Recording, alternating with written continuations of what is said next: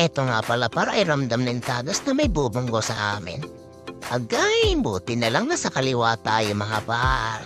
Kung kumanan talaga tayo ay matik talaga igasgas ni tagas sa mayigit. So mabilis nga pala ang takbo ng kotse mga par. Medyo maulan nga pala ngayon kaya medyo madulas. So yun, yung itim na kotse nga pala ay binagadan. Okay, kahit mabilis ang takbo niyan mga par, unahan pa rin natin yan mga par.